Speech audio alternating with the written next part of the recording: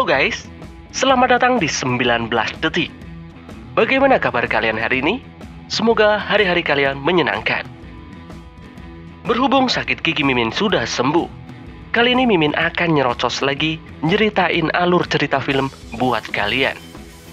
Nah, film yang akan Mimin ceritain kali ini adalah film yang cukup keren. Film ini berjudul Unstoppable. Unstoppable merupakan film Korea yang dirilis tahun 2018. Film ini disutradari oleh Kim Min Ho dan dibintangi oleh aktor kawakan Korea Ma Dong Seok dan juga Song Ji Hyo. Film Unstoppable menjadi film yang sangat keren dilihat dari aktor yang memerankannya, yaitu Ma Dong Seok. Film ini menceritakan seorang mantan mafia atau gangster yang kehidupannya diganggu oleh penjahat sindikat perdagangan manusia. Suatu hari istrinya diculik dan hendak akan dijual belikan. Lalu bagaimana aksi keren Om Ma Dong Seok ini? Namun sebelum lanjut videonya guys, jangan lupa tekan tombol subscribe dan jangan lupa tekan tombol notifikasinya agar kalian tak ketinggalan video dari 19 detik selanjutnya.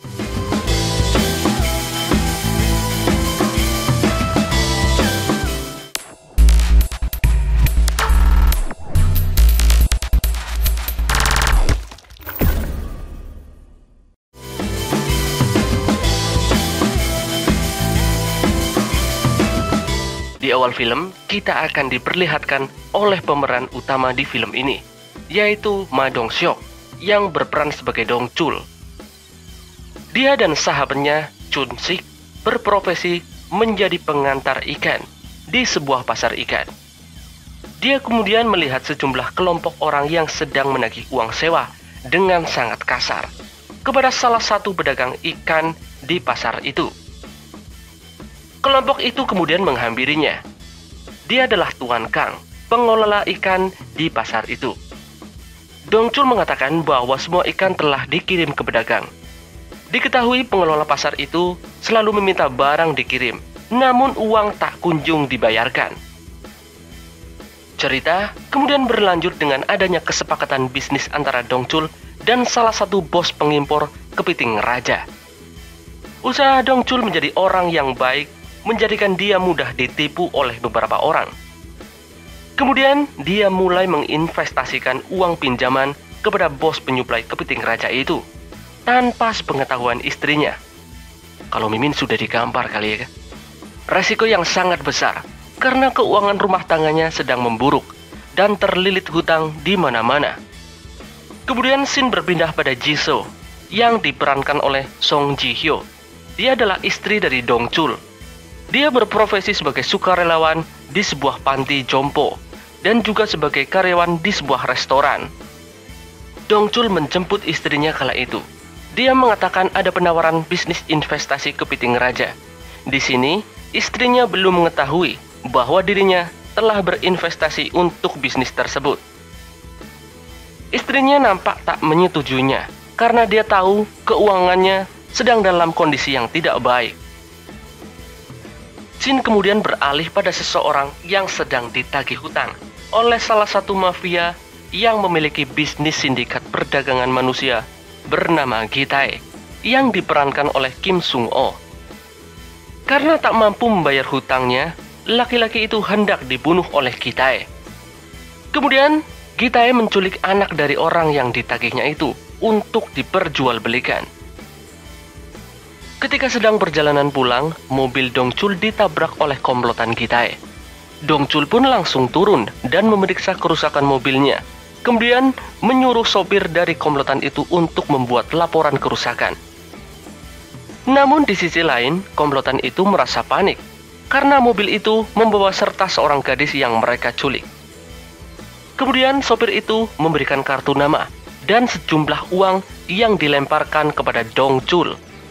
Melihat suaminya dilecehkan, Jisoo kemudian turun dan memaki supir itu. Lalu, pimpinan komplotan tersebut bernama Gitae turun dan kemudian memukul sopirnya. Terlihat Gitae sangat tertarik dengan istri Dong Chul. Dong Chul kemudian membiarkan mereka pergi begitu saja. Keesokan harinya, di toko swalayan, di mana Chun Sik sedang berkeluh kesah kepada Dong Chul tentang masalah keuangannya dan juga mengenai investasi kepiting raja. Dia kemudian memberitahu bahwasannya kapal pembawa kepiting raja yang dia investasikan ditahan oleh pemerintah Cina. Di tempat yang berbeda, Jisoo sedang berada di kantor pengacara guna membahas tentang biaya sewa apartemen yang mereka tinggali. Kemudian pengacara itu memberikan opsi terbaik pada Jisoo. Jisoo pun kemudian keluar dari tempat pengacara itu, dan tanpa disadari, Jisoo sedang diawasi oleh anak buah penjahat Gi-tae. Jisoo menerima pesan dari suaminya Dong Chul untuk berjanjian di sebuah restoran guna merayakan ulang tahun Jisoo. Singkat cerita, mereka akhirnya bertemu. Jisoo merasa tidak senang dengan tempat makan itu karena terlalu mahal, sedangkan dia tahu keuangan mereka sedang memburuk. Dong Chul kemudian berterus terang tentang investasinya untuk kepiting raja. Dia berinvestasi dengan uang yang dia pinjam. Sontak, Jisoo pun merasa kesal dan pulang terlebih dahulu. Singkat cerita, Jisoo pulang dan telah ada di apartemennya. Kemudian ada beberapa orang yang mengetuk pintu apartemennya, yang dia kira itu suaminya Dong Chul. Namun ternyata yang datang adalah anak buah Gi-tae yang berniat untuk menculiknya. Dan alhasil, Jisoo pun kemudian dibius dan dibawa oleh anak buah Gi-tae. Dong Chul yang kemudian sampai di apartemennya melihat kondisi apartemennya dalam keadaan berantakan, dan dia sadar bahwa seseorang telah menculik istrinya Jisoo. Keesokan harinya di kantor polisi, Dong Chul melaporkan apa yang dialaminya pada pihak kepolisian. Dia kemudian diperlihatkan rekaman CCTV. Namun karena kondisi hujan saat itu, maka nomor mobil yang dicurigai tidak terlihat. Saat dia keluar dari kantor polisi, kemudian dia menerima telepon dari Gi-tae. Nah, tapi di sini Dong Chul belum mengetahui siapa yang menyulik istrinya. Dia berkata akan membunuh Jisoo jika sampai dia pergi ke kantor polisi. Kemudian Gi-tae menyuruh Dong Chul untuk bertemu di restoran. Singkat cerita, Dong Chul pergi ke restoran yang diminta oleh Gi-tae. Setelah menunggu cukup lama, Gi-tae tak kunjung datang, dan di depannya sudah ada sebuah tas yang berisi uang dan sebuah handphone. Kemudian handphone itu berbunyi. Nah, itu adalah telepon dari Gi-tae yang mengatakan uang itu adalah uang hasil menjual istrinya. Dong Chul kemudian membawa uang itu ke kantor polisi. Melihat motif pelaku, polisi di kota tersebut berasumsi bahwasannya kasus ini adalah kasus perdagangan manusia. Polisi itu kemudian mengamankan sejumlah uang yang dibawa oleh Dong Chul sebagai barang bukti. Saat dia akan keluar dari kantor polisi, dia melihat beberapa kasus yang sama yang juga dialami oleh istrinya. Hal itu membuat dia ragu pada kemampuan pihak polisian. Alhasil, dia langsung bergerak mencari istrinya sendiri. Karena butuh sejumlah uang untuk mencari tahu informasi keberadaan istrinya, dia kemudian menemui ketua Kang dan meminta uang gajinya yang belum dibayarkan. Dia sempat diusir, hingga akhirnya terjadi perkelahian antara anak buah ketua Kang dan juga Dong Chul. Dong Chul pun berhasil mengalahkan mereka semua, dan berhasil mengambil uangnya.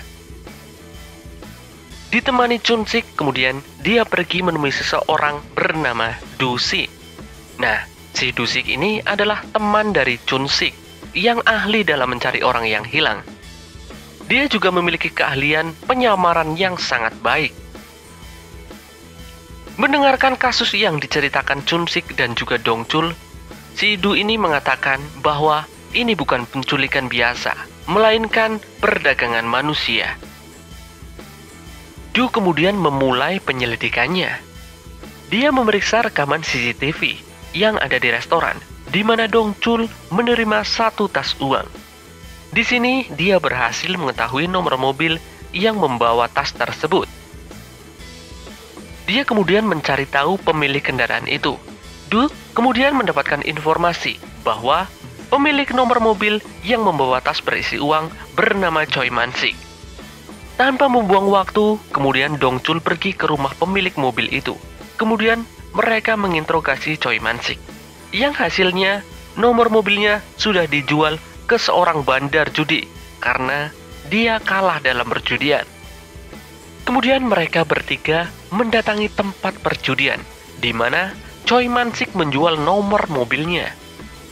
Di sana mereka bertanya pada seorang bandar judi yang merupakan seorang wanita. Namun bandar judi itu mencurigai bahwa Dongchul dan kedua temannya adalah seorang detektif. Alhasil, bandar judi itu menyuruh anak buahnya untuk menghajar Dongchul dan juga teman-temannya. Namun Dongchul bukanlah lawan yang sepadan. Satu persatu dari mereka berhasil dikalahkan. Dan akhirnya, informasi pun didapat. Dongchul menerima informasi melalui kartu nama yang diberikan oleh bandar judi itu. Singkat cerita, Dongchul pun pergi. Dia pergi ke alamat yang diberikan oleh bandar judi itu, yang merupakan sebuah klub malam. Namun ternyata, klub malam tersebut sudah lama berganti kepemilikan. Saat keluar dari klub tersebut, Dongchul melihat seorang pria yang menurunkan gadis-gadis cantik. Karena penasaran, kemudian Dongchul memeriksa mobil itu dan teringat bahwa wajah pria tersebut adalah pria yang pernah menghalangi mobilnya ketika akan pulang.